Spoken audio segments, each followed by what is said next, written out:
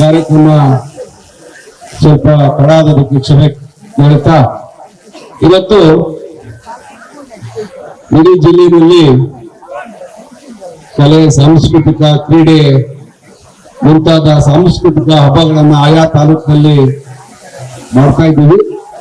ಅದರಂತೆ ಚನ್ನಪಟ್ಟಣದಲ್ಲೂ ಕೂಡ ಇವತ್ತು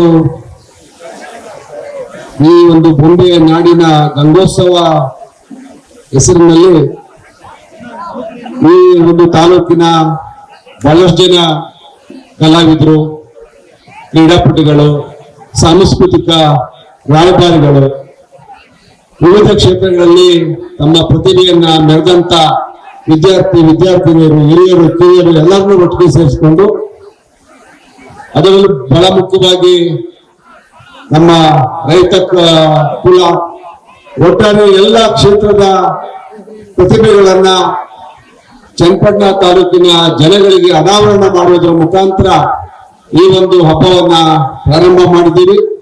ಕಳೆದ 15 ದಿವಸಗಳಿಂದ ಕ್ರೀಡೆಯನ್ನ, ಕ್ರಿಕೆಟ್ ಅನ್ನ ಜಿಲ್ಲಾ ಮಟ್ಟದಲ್ಲಿ ಮಾಡಿ ಇವತ್ತು ತಾಲೂಕು ಮಟ್ಟದಲ್ಲಿ ಅಂತಿಮ ಘಟ್ಟದಲ್ಲಿದ್ದೀವಿ. ಸುಮಾರು 100 ಕ್ರಿಕೆಟ್ ತಂಡಗಳು ಇಡೀ ತಾಲೂಕಿನಾದ್ಯಂತ ಸ್ಪರ್ಧೆ ಮಾಡಿದ್ರು. ಆ ಒಂದು ಆಯಾ ಜಿಲ್ಲಾ ಪಂಚಾಯತಿಯ ಮುಖಂಡರುಗಳು, ಎಲ್ಲ ಕ್ರೀಡಾ ಅಭಿಮಾನಿಗಳು ಆ ಕಾರ್ಯಕ್ರಮವನ್ನು ಬಹಳ ಚೆನ್ನಾಗಿ ನಡೆಸ್ಕೊಟ್ರು.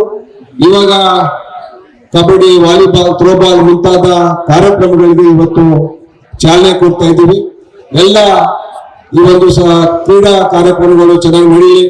ಇದಕ್ಕೆ ಬೆಂಗಾವಲಾಗಿ ನಿಂತ ಎಲ್ಲ ನಮ್ಮ ತಾಲೂಕಿನ ಯುವ ಮುಖಂಡರುಗಳು, ಪಕ್ಷದ ಕಾರ್ಯಕರ್ತರು ಬಹಳ ಹುಮ್ಮಸ್ಸಿನಿಂದ, ಉತ್ಸಾಹದಿಂದ, ಈ ಒಂದು ಕ್ರೀಡಾ ಮನೋಭಾವದಿಂದ ಈ ಒಂದು ಸ್ಪರ್ಧೆಗಳಲ್ಲಿ ಪ್ರತ್ಯಕ್ಷವಾಗಿ ಪರೋಕ್ಷವಾಗಿ ನಿಂತು ನಿರ್ವಹಣೆ ಮಾಡಿ ಈ ಒಂದು ಕಾರ್ಯಕ್ರಮವನ್ನು ಯಶಸ್ವಿಗೊಳಿಸ್ತಾ ಇದ್ದಾರೆ. ಅವರೆಲ್ಲರೂ ಕೂಡ ನನ್ನ ತುಂಬು ಹೃದಯದ ಧನ್ಯವಾದಗಳು ಹೇಳ್ತಾ, ಈ ಕಾರ್ಯಕ್ರಮಗಳಲ್ಲಿ ಸಣ್ಣ ಪುಟ್ಟ ತಪ್ಪು ಒಪ್ಪುಗಳು ಬಂದು ಕೂಡ ಅದನ್ನ ತಾವು ಬಹಳ ಅದಕ್ಕೆ ಪ್ರಾಮುಖ್ಯತೆಯನ್ನ ಕೊಡದೆ ಕ್ರೀಡಾ ಮನೋಭಾವದಿಂದ ಎಲ್ಲರೂ ಕೂಡ ವರ್ತಿಸಬೇಕು ಅಂತ ತಮ್ಮಲ್ಲಿ ಮನವಿ ಮಾಡಿಕೊಳ್ತಾ, ಈ ಕಾರ್ಯಕ್ರಮದಲ್ಲಿ ಭಾಗವಹಿಸಿದಂತ ತಾಲೂಕಿನ ಬಹಳಷ್ಟು ಕ್ರೀಡಾಪಟುಗಳು, ಮಾಧ್ಯಮದ ಸ್ನೇಹಿತರು, ಕ್ರೀಡಾಭಿಮಾನಿಗಳು, ಈ ಒಂದು ದೈಹಿಕ ಶಿಕ್ಷಕರು ಎಲ್ಲರೂ ಇದ್ದಾರೆ. ಅವರಿಗೆಲ್ಲರಿಗೂ ಕೂಡ ಧನ್ಯವಾದಗಳು ಹೇಳ್ತಾ ಇದ್ದೀವಿ. ಈಗ ಈ ಒಂದು ಕಾರ್ಯಕ್ರಮ ಯಶಸ್ವಿಯಾಗಲಿ.